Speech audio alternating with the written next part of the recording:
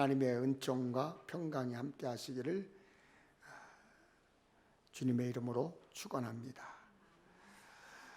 이제는 여름 휴가 문화가 좀 바뀐 것 같습니다. 예전에는 7월 말과 8월 초순이면 반짝 휴가를 보냈는데 요즘은 7월, 8월 내내 휴가를 가고 또 아니면 가고 싶을 때 휴가를 즐기는 것 같습니다. 여러분, 일상에서 쉼을 얻는 것, 꼭 일상을 벗어나서 다른 장소, 다른 시간, 다른 이들과 함께 지내야 쉼을 얻는 것은 아닙니다. 육체적 쉼, 또 영적 쉼은 낯선 존재, 낯선 세계와의 접촉해서만 얻어지는 게 아니라 우리가 가장 잘 알고 또 우리를 가장 잘 아시는 하나님의 사랑의 품에 있습니다. 그래서 날마다 큐티로 풍성한 영성이 형성되고 찬양과 기도가 하모니를 이룰 때 예상치 못한 영적 기쁨, 또 삶의 기쁨을 풍성히 누리게 되는 것입니다. 또 그때 뜻밖의 하나님의 은혜를 경험하게 되기도 합니다. 온갖 불의와 또 죄악으로 세상이 펄펄 끓고 있는 이 세상에서 나도 또 내 가족이 어찌 될까 두려워해야 하는 지금의 현상에 견딜 수 있고 대항하여 싸워 이기는 방법은 오직 하나입니다. 예수밖에 없습니다. 하나님밖에 없습니다. 성령 의지해야 됩니다. 그게 다예요. 세상 방법은, 사람의 방법은 집중호우에 제방이 힘없이 무너지듯 그냥 무너져 버립니다. 여러분, 세상이 이전보다 더 악하고 독해졌지요. 우리도 이전보다 더 독하게 강하게 영적으로 무장해야 합니다. 예수 믿지 않는 사람들의 입에서 나오는 말, 조롱하는 말, 격동하는 말, 폭죽처럼 터져요. 그것이 우리를 힘들게 하고 두렵게 합니다. 그렇다고 우리가 숨어만 있을 건가요? 그들과 함께 조롱하고 격동하는 말로 함께 동조할 건가요? 그러면 그들과 평화로운 공존이 가능하다고 생각하십니까?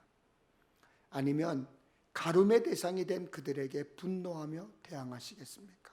지금 내가 할 수 있는 일은 아무것도 없다고 절망하고 계십니까? 그러면 영적 무기력이 옵니다. 아무것도 할 수 없는 무기력이 와요. 그 순간 사탄에게 포획당하고 마요. 여러분, 은혜와 평강을 누리길 원하십니까? 세상과 사탄 마귀와 당당히 격하게 대항하고 싸워야 얻을 수 있습니다. 저는 늘 은혜와 평강을 위해 기도합니다. 중요하기 때문입니다. 우리 인생은 은혜로워야 될 줄로 믿습니다. 아멘. 여러분의 신앙생활도 은혜로운 신앙생활이 되어야 합니다. 교회도 은혜로운 교회가 되어야 합니다. 설교하는 저도 은혜롭게 설교해야 합니다. 말씀을 듣는 여러분들도 은혜로워야 합니다. 여러분의 입에서 나오는 말이 은혜로운 말이 되어야 합니다. 예수 믿는 여러분의 삶이 은혜로운 삶이 되어야 합니다. 또한 평안해야 합니다. 여러분의 마음도, 여러분의 가정도, 여러분의 일터도, 여러분이 만나는 사람들도 평안해야 합니다. 돈이 많고 적음이 아니에요. 하늘에서 주는 평안이 충만해야 돼요. 가정도 평안해야 하지만 우리 평택 엘림교회도 평안해야 합니다. 여러분, 평안을 만드는 자가 되어야 합니다. 마태복음 5장 9절에 화평하는 자는 복이 있다고 했습니다. 그런데 평안을 깨는 사람들이 있어요. 평안을 깨는 사람은 사탄에게 쓰임 받는 것입니다. 은혜롭고 평안해야 돼요. 여러분의 그런 삶이, 그런 신앙인이 되시기를 주님의 이름으로 축원합니다. 창세기 47장에 보면 야곱은 자신의 삶을 돌아보며 이렇게 고백을 합니다. 야곱이 바로에게 아뢰되 내 나그네 길의 세월이 130년이니이다. 내 나이가 얼마 못되니 우리 조상이 나그네 길의 연주에 미치지 못하나 험악한 세월을 보내었나이다. 야곱은 자신의 삶을 험하고 고통스럽다고 표현하고 있습니다. 그만큼 야곱의 삶이 고생이 많았다라는 뜻이겠죠. 나이가 많든 적든 지금까지의 여러분의 삶을 뭐라고 표현하시겠습니까? 저는 힘들었어요. 눈물 많이 흘렸어요. 부끄러움의 삶이었어요. 부러움의 연속이었어요. 저도 야곱 같은 삶이었습니다라고 표현할 수 있습니다. 여러분, 지금까지 그런 삶이었다고 해도 이제부터는 표현을 바꾸시기를 바랍니다. 그럼에도 불구하고 이런 일이 있어서 좋았습니다. 이래서 감사합니다. 힘들었지만 어려웠지만 그래도 말씀대로 살려고 믿음대로 살려고 했습니다. 표현이 바뀌시기를 축원합니다. 힘들었지만 어려웠지만 그래도 말씀대로 살려고 믿음대로 살려고 했습니다. 순종하려고 했었어요라고 여러분의 표현이 신앙인의 표현으로 예수 믿는 사람의 표현으로 바뀌시기를 축복합니다. 오늘 여러분 오늘도 히브리서 11장 말씀을 나누고 있습니다. 까맣게 여러분이 다 잊어버리셨겠지만 그래도 혹시 기억하실지 몰라 기대하며 질문합니다. 여러분, 믿음이란 무엇입니까? 믿음은 바라는 것들의 실체고 보지 못하는 것들의 증거다. 그렇습니다. 믿음은 내가 바라는 것, 기대하는 것, 생각하는 것, 꿈꾸는 것, 그 실체입니다. 믿음은 미래에 있는 것이지만 동시에 믿음의 현재는 내 손 안에 있는 것입니다. 실체와 같은 것입니다. 보지 못하는 것들의 증거입니다. 여러분, 보지 못했는데 어떻게 증거가 됩니까? 보지 못했지만 본 것처럼 증거가 내 마음에 있어요. 내가 현실에 그것을 가지고 있는 것처럼 느낍니다. 믿음이 그렇게 해주는 거예요. 진짜 믿음을 가지고 있다면 실체가 내 안에 잡히는 것입니다. 하나님은 믿음 없는 사람을 인정하지 않습니다. 아무리 교회에 오래 다니고 봉사를 많이 하고 헌금을 많이 해도 흔들흔들 믿음 없는 사람 하나님 인정하지 않습니다. 인정하지 않는 사람은 하나님 쓰시지 않습니다. 그것은 믿음의 선조들이 증거하고 있습니다. 믿음의 선조들은 어떤 믿음을 살았습니까? 지난 주일에 노아에 대해 말씀을 드렸습니다. 노아는 하나님의 명령에 순종하여 기적을 만들어낸 사람이라고 말씀을 드렸습니다. 노아는 아직 보지 못하는 일에 대한 확신과 하나님을 경외함으로 순종했다고 말씀을 드렸습니다. 노아는 당대의 의인이요 완전한 사람이었고 하나님과 동행한 사람이었습니다. 노아의 믿음이 기적을 만들어냈어요. 노아의 믿음이 믿음을 쫓는 의의 후사가 되었습니다. 여러분, 은혜, 은사, 축복 사람의 노력으로 만들어 얻어지는 게 아니에요. 하나님이 주시는 것입니다. 여러분, 호랑이는 죽어서 가죽을 남기고 사람은 죽어서 이름을 남긴다는 말이 있어요. 그러나 사람이 죽어서 다 이름을 남깁니까? 그렇지 않죠. 그러나 남는 게 있습니다. 그 사람의 믿음입니다. 믿음은 계속 증거를 보여줍니다. 그래서 믿음이 무엇이냐? 예배를 드리고 더 나은 예물을 드리는 것입니다. 진정한 믿음을 가진 사람은 예배를 드릴 줄 압니다. 정성 없이 교회에 오지 않습니다. 주일날 예배를 드리러 오면 옷도 깨끗이 갈아입고 미리 오기 전에 헌금도 준비하고 예배도 늦지 않고 미리 10분 전에 와서 준비하고 기도하고, 이게 다 믿음이에요. 여러분, 믿음의 태도가 경건한 사람들은 하나님도 기뻐할 뿐만 아니라 사람들 눈에 보기에도 경건해 보이고 아름다워 보이고, 그래서 사람들도 존중하고 존경합니다. 여러분, 믿음 있는 사람의 특징이 무엇입니까? 예배를 잘 드립니다. 뭐든지 그래요. 준비가 잘 된 사람은 걱정하지 않고 허둥대지 않습니다. 믿음을 가진 사람의 특징은 화려한 인간의 말과 설득에 귀를 기울이지 않습니다. 오히려 세미한 하나님의 음성에 귀를 기울입니다. 그런데 하나님의 음성을 들었어도 소홀히 여기는 사람이 있고요, 어떤 사람은 그것을 아주 귀중하게 여기는 사람이 있습니다. 노아가 그런 사람이었어요. 산꼭대기에 방주를 지으라니, 말도 안 되는 이야기지만 노아는 순종했어요.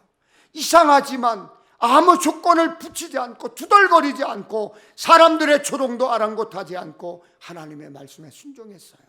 세상 사람들은 노아를 정신 나갔다고 했습니다. 그러나 노아는 조건 없는 순종을 했습니다. 패하게 사람 지으심을 후회하시고 모든 사람을 다 쓸어버리겠다고 하신 하나님의 경고를 믿고 노아는 순종했어요. 저는 요즘 이렇게 생각합니다. 요즘 세상을 보면서 세상이 한 번 심판을 받아야 한다고 생각합니다. 인간이 하는 일들이 짐승처럼 살기 때문에, 귀신 시키는 대로 살기 때문에 한 번 하나님께서 다 쓸어버려야 된다고 생각을 해요. 노아의 믿음이 뭐냐? 하나님 말씀에 순종했다는 거예요. 불가능한 일이라도 순종했다는 거예요. 나는 여러분들에게 순종의 영이 함께하기를 축원합니다. 여러분 노아처럼 하나님 앞에 투덜대지 않고 그저 순종하기를 축복합니다. 우리는 오늘 주인공인 아브라함을 만나게 됩니다. 아브라함은 부르심을 받았을 때 갈 바를 알지 못했지만 순종하고 갔어요. 아브라함 믿음은 조건 없이 하나님의 말씀대로 순종하는 거예요. 어디로 가는지 몰랐지만 나가라, 나가는 거예요. 가라, 그러니까 가는 거예요. 믿음은 가라 하는데 순종하는 거예요. 오랜 세월 사람들 비난의 소리를 들으면서 순종했던 사람이 노아가 아닙니까? 그러면 하나님이 아브라함한테 준 믿음은 뭐예요? 부름의 응답이에요. 여러분 부르면 대답하셔야 합니다. 못 들은 척 하시면 안 됩니다. 여러분 예배 가운데, 여러분의 기도 속에 큐티하는 가운데, 설교를 듣는 가운데 여러분 찔리세요? 하나님이 하시는 거예요. 하나님은 아브라함을 부르셨어요. 아브라함은 하나님의 부름에 토를 달지 않았어요. 사랑하는 여러분, 하나님 말씀에 토달지 마세요. 믿음은 그런 의미에서 순종이에요. 보이지 않고 들리지 않고 만져지지 않지만 하나님 말씀만을 듣고 순종하는 거예요. 믿음이 없다면 희망도 없고 꿈도 없고 미래도 없고 비전도 없는 거예요. 수많은 사람이 나아가 듣고 죽어가면서 뭐라고 그래요? 인생은 허무하다. 바람 잡는 것 같다. 세월의 화살 같다. 본문의 주인공 아브라함의 삶은 믿음이라는 단어로 표현할 수 있습니다. 그래서 히브리서 11장 8절에서 19절까지 아브라함에 대한 설명입니다. 그리고 성경 곳곳에 믿음이라는 단어와 아브라함을 붙여 사용하는 것을 볼 수가 있습니다. 갈라디아서 3장에는 아브라함이 하나님을 믿음에 그것을 그에게 의로 정하셨다함과 같으니라. 그런즉 믿음으로 말미암은 자들은 아브라함의 자손인 줄 알지어다. 아브라함을 믿음의 조상이라고 말하는 것입니다. 사실 아브라함도 100% 완벽한 믿음의 사람이라고 말할 수 없어요. 때론 거짓말했고 때론 인간적인 방법을 앞세우기도 했습니다. 그런데 어떻게 믿음이 아브라함을 대표하는 단어가 되었을까? 그 이유가 히브리서 11장 8절 확실하게 기록되어 있습니다. 믿음으로 아브라함은 부르심을 받았을 때에 순종하여 장래의 유업으로 받을 땅에 나아갈새 갈 바를 알지 못하고 나아갔다 그랬습니다. 구약성경 창세기 12장으로 가보겠습니다. 당시 아브라함은 갈대아 우르에 살고 있었습니다. 당시 갈대아 우르는 상업의 중심지로 번영지였습니다. 페르시아만으로부터 상선이 드나들었던 것을 보면 당시 갈대아 우르가 상업의 중심이었고 부유한 도시였음을 알 수가 있습니다. 그런데 발견된 주요 교역 물품들이 무엇이었습니까? 우상 제작에 사용되는 것들이었습니다. 즉 아브라함은 상업과 우상 숭배의 중심지에 살고 있었습니다. 아브라함의 아버지 데라도 다른 신들 우상을 섬기는 사람이었습니다. 여호수아 24장 2절에 옛적에 너희의 조상들 곧 아브라함의 아버지 나홀의 아버지 데라가 강 저쪽에 거주하여 다른 신들을 섬겼다 그랬습니다. 그러니 아브라함도 자라면서 우상을 숭배하는 아버지의 영향을 받았을 것입니다. 그런데 하나님은 그 하나님 아브라함을 부르셨습니다. 창세기 12장 1절입니다. 여호와께서 아브라함이 이르시되 너는 너의 고향과 친척과 아버지의 집을 떠나 내가 네게 보여줄 땅으로 가라. 당시 갈대아 우르에 아브라함만 살고 있었던 것 아니죠. 그런데 왜 하나님은 하필 아브라함을 택하셨을까? 수많은 사람 중에 왜 그 사람일까? 따지고 보면 별 볼 일 없는데 왜 그 사람일까 하는 생각되는 사람이었습니다. 아브라함도 마찬가지죠. 하나님은 거룩하고 특별한 지역에 사는 사람이 아니라 우상이 가득한 우상으로 돈을 버는 지역에 사는 아브라함을 하나님은 선택을 했습니다. 아브라함은 하나님의 은혜로 택감받은 사람입니다. 하나님이 사람을 부르신 것, 특별히 아브라함을 부르신 것은 아브라함의 어떠함에 있지 않다는 것을 알 수 있습니다. 하나님의 부르심의 이유는 그저 하나님의 뜻이지요. 하나님의 은혜라고밖에는 설명할 수 없어요. 바울도 보세요. 바울은 자신에게 직분 맡겨주신 것을 감사합니다. 내가 전에는 비방자요, 박해자요, 폭행자였다고 고백합니다. 그뿐 아니죠. 심지어 죄인 중에 내가 괴수라고 고백합니다. 자신의 직분, 자신의 사명 받을 만한 어떤 조건도 갖추지 못했다고 고백한 거예요.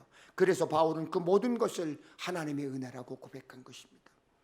우리 주의 은혜가 그리스도 예수 안에 있는 믿음과 사랑과 함께 넘치도록 풍성하였도다. 하나님의 부르심은 은혜 밖으로는 설명할 길이 없어요. 여러분이나 저도 마찬가지죠. 우리도 은혜 받은 사람이에요. 만약 인간적인 것을 청문회듯 하나님께서 다 들여다보시고 다 밝힌다면 우리 중에 천국 갈 사람이 누가 있겠습니까? 우리가 예수 믿고 구원받아 하나님의 자녀된 것은 우리의 공로로 행위로 얻은 결과가 아니에요. 하나님이 우리를 부르셨고 구원의 길에 들어서게 하셨고 천국 소망으로 살게 하셨습니다. 그러므로 우리는 그 은혜에 감사하며 살아야 합니다. 아브라함이 잘났기 때문에 부르심을 받은 게 아니에요. 우리도 하나님 앞에 잘난 것이 있어서, 잘한 것이 있어서 부르심 받은 게 아닙니다. 하나님의 은혜로 우리를 부르셨고 자녀 삼아 주셨고 사명자로 세워주신 줄로 믿습니다. 오늘 우리가 살고 있는 것, 살아있는 것, 오늘 우리가 이 자리에 있는 것, 오늘 우리가 말씀을 듣는 것, 모두 하나님의 뜻 안에 있는 하나님의 은혜이기 때문에 감사한 결과입니다. 아브라함을 부르신 하나님은 너는 너의 고향과 친척과 아버지 집을 떠나라고 하셨습니다. 네가 살고 있는 땅, 네가 난 곳, 너희 아버지 집을 떠나라는 거예요. 살아왔던 삶의 가정과 방식과 익숙함에서 떠나라는 거예요. 하나님이 주실 새 땅을 얻기 위해서는 살던 곳을 버려야 가능했기 때문에 하나님은 아브라함으로 떠나라고 했습니다. 만일 여러분도 아브라함과 똑같은 명령을 받았다면 어떻게 하시겠습니까? 어렵죠. 왜냐하면 사람은 누구나 안정되고 익숙한 곳이 편하고 좋아합니다. 여러분 여행을 갔다 오시면서도 평택 근처에 오시면 어떤 생각이 들고 말씀하세요? 야, 집이 가까우니까 좋다 그러시잖아요. 그러므로 고향과 친척과 아버지의 집을 떠난다는 것 어려워요. 갈대아 우르는 문명의 꽃핀 도시였습니다. 도시는 사람들이 정착시키는 힘이 있습니다. 우리나라도 많은 사람들이 도시로 몰려들잖아요. 그래서 서울을 비롯한 수도권 인구가 많아지고요, 집값도 비싸집니다. 그렇게 사람들은 도시로 모여듭니다. 이렇듯 도시는 강력한 흡입력이 있어요. 그래서 도시로 들어가면 좀채 도시에서 떠나려 하지 않습니다. 그래서 도시로 간 아들은 돌아오지 않는다, 그런 말이 있어요. 나는 자연인이다? 그건 어쩌다 특이한 사람들 이야기입니다. 그런데 하나님께서 아브라함에게 살던 도시 우르를 떠나서 친척과 아비집을 떠나라고 하셨습니다. 사람이 잊고 살 수 없는 것, 버릴 수 없는 것이 있는데, 죽을 때까지 끊을 수 없는 것이 있는데 정든 땅 고향입니다. 자기 조국이에요. 피로 얽히고 정으로 묶인 부모, 형제, 친척입니다. 버리고 살 수 없습니다. 그런가 하면 가문, 가풍, 전통, 유산, 풍습, 쓰던 물건, 어릴 때 자라면서 먹던 음식, 조상으로부터, 부모로부터 물려받은 것들, 흐르는 세월에 따라 약해지고 익숙해지고 정든 것들 떨쳐내는 것 어렵습니다. 저는 경기도 안성에서 태어났습니다. 대학 진학할 때까지 어린 시절을 안성에서 쭉 살아왔습니다. 그래서 어릴 때 먹었던 시골 음식이 제일 맛있습니다. 어느 날 막내 아들과 함께 토속 음식점에 갔습니다. 제가 어렸을 때 먹었던 음식이기에 정말 맛있게 잘 먹었습니다. 그런데 막내 아들은 음식을 남겨요. 그러니 계산하고 나올 때 이렇게 말하는 거예요. 아빠, 맛이 없으니까 다음에 오지 말자.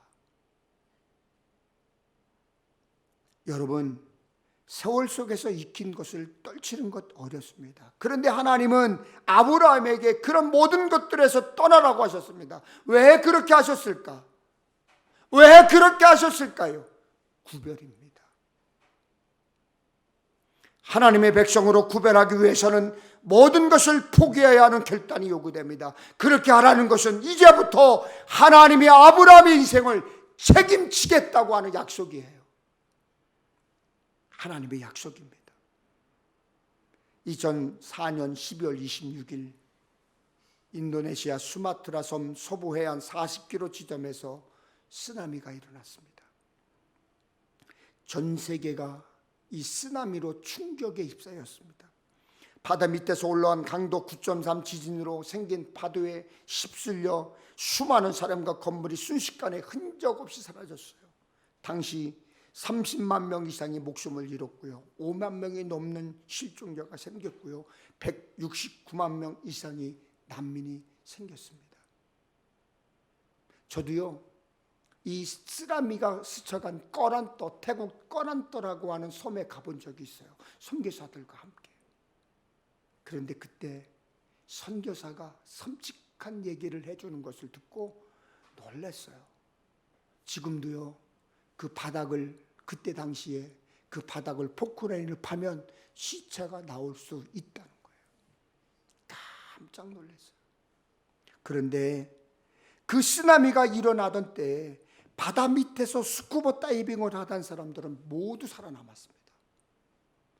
깊은 바다 속에 있던 사람일수록 안전했습니다. 그들 중 일부는 쓰나미가 일어난 것도 모르고 유유히 밖으로 걸어 나왔습니다. 그런 일은 스쿠버 다이빙을 하는 사람들에게는 상식이라고 말해요.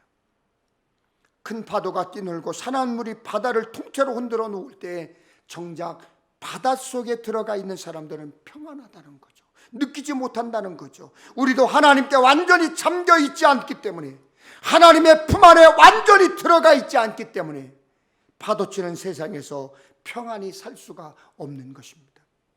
세상이 흔들리고 경제가 무너지고 온갖 혼란 속에서도 하나님의 깊은 임재 속에 들어가 있는 사람은 안전합니다. 여러분이 믿고 의지하고 놓지 못하는 것이 무엇입니까? 그것으로부터 떠나면 큰일 날 것 같으세요? 죽을 것 같으세요? 그거 내려놓으면, 그거 손에서 딱 내려놓으면 여러분 큰일 날 것 같으세요? 죽을 것 같으세요? 그러나 그 의지하는 것에서 벗어나야, 떠나야 비로소 하나님의 돌보심을 받는 것입니다. 하나님의 역사를 경험하게 되는 것입니다. 하나님은 아브라함에게 내가 네게 보여줄 땅으로 가라고 했습니다. 하나님은 아브라함에게 가라고 하셨지만 목적지를 알려주지 않았어요. 그래서 영어 성경을 제가 살펴보니까 이렇게 써 있었어요. Go to the land I will show you 라고 되어 있습니다. 앞으로 보여줄 것이다. 앞으로 보여줄 것이다. 미래형 문장이었어요. 가라는 명령이었지만 목적지는 없습니다. 황당하잖아요. 황당한 명령이잖아요. 그래서 본문에 보면 믿음으로 아브라함은 부르심을 받았을 때에 순종하여 장래의 유업으로 받을 땅에 나아갈새 갈 바를 알지 못하고 나아갔으며, 믿음은 일단 순종하는 것입니다. 아멘. 믿음의 삶은 이해가 아니라 순종입니다. 하나님이 우리를 부르실 때도 설명해 주지 않습니다. 다만 순종이라는 믿음을 요구하실 뿐입니다. 여러분은 다 이해가 돼서 신앙생활 하십니까? 다 납득돼서 헌신하고 봉사하고 헌금하고 시간을 들이시나요? 믿으니까 순종하는 거죠. 이해가 돼서 순종하는 사람은 아무도 없어요. 아무리 대단한 사람이 말한데도 갈 곳을 알려주지 않는데, 어떻게 될지 예측도 할 수 없는데 그 사람이 하는 말에 따라 인생을 거는 사람 아무도 없습니다. 창조하시고 다스리시는 하나님 말씀, 그분의 명령이기 때문에 떠나가는 것입니다. 순종하는 것입니다. 아브라함은 갈대아 우르보다 더 좋은 것을 보고 떠난 것이 아닙니다. 믿음으로 하나님 말씀의 명령에 순종했습니다. 하나님의 약속이 있었고 그 약속을 믿었습니다. 믿는다는 것은 맡기는 거예요. 우리가 믿으니까 하나님께 내 삶을, 내 인생을 맡기는 거예요.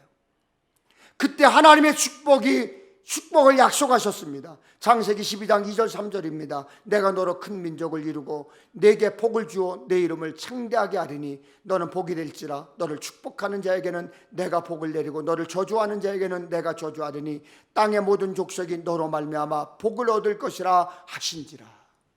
아멘. 이 말씀을 세 가지로 요약할 수 있어요. 첫째, 사람의 축복입니다. 내가 너로 큰 민족을 이루고 뛰어난 민족이 될 것이란 뜻이에요. 여러분, 하나님의 사람, 하나님 말씀에 순종하는 사람은 사람을 붙여줘요. 반드시 붙여줍니다. 두 번째 복은 이름을 창대하게 해주시는 것입니다. 이는 위대한 일을 이루고 위대한 인생을 살아서 대대로 존귀함을 받는 영적 영향력을 가질 것이라 라는 축복입니다. 여러분의 가문에 이름이 창대하기를 축원합니다. 세 번째 복은 보호하심입니다. 너를 축복하는 자에게는 내가 복을 내리고 너를 저주하는 자에게는 내가 저주한다고 했습니다. 하나님께서 아브라함을 귀히 여기시겠다는 뜻이고 한 몸같이 여기시겠다는 뜻이에요. 여러분, 예수 잘 믿어보세요. 하나님 말씀에 순종해 보세요. 말씀대로 살려고 해보세요. 그러면 하나님께서 반드시 여러분을 보호해 주실 것입니다. 우리도 하나님의 약속의 주인공이 되려면 세상적인 것부터 떠나야 합니다. 세상의 유혹에서 떠나야 합니다. 사탄의 유혹과 이단의 유혹에서 떠나야 합니다. 귀에 쏙 들어오는 사람들의 말에 속지 마세요. 거기서 떠나세요. 그래야 삽니다. 그리고 하나님의 품으로 들어가야 됩니다. 아브라함이 그랬습니다. 창세기 12장 4절에 이 아브라함이 여호와의 말씀을 따라갔다고 했습니다. 고향과 친척과 아버지의 집을 떠나면 빈털터리가 될 것 같지만 아니었습니다. 하나님의 말씀을 따라가면 더 큰 복을 받습니다. 아브라함의 원래 이름이 아브람이었죠. 아브라함 존귀한 아버지란 뜻입니다. 후에 하나님은 그의 이름을 아브라함으로 바꿔주셨습니다. 아브라함은 무리의 아버지, 열국의 아버지였습니다. 많은 국민의 아버지였습니다. 아브라함의 믿음의 조상이 된 것은 하나님의 말씀, 하나님의 약속을 믿었기 때문입니다. 아브라함처럼 하나님의 약속을 믿고 떠나고 하나님의 약속 안으로 들어가야 합니다. 항상 어정쩡한 자세가 문제예요. 여러분, 신앙생활도 하려면 하나님 안으로, 말씀 안으로 들어가야 돼요. 그러면 여러분은 하나님의 축복하시고 하나님이 책임져 주실 것입니다. 그런 순종과 축복의 주인공이 아브라함의 이야기를 듣는 자가 아니라 그런 믿음의 축복의 주인공이 되시기를 주님의 이름으로 축원합니다. 축원합니다. 우리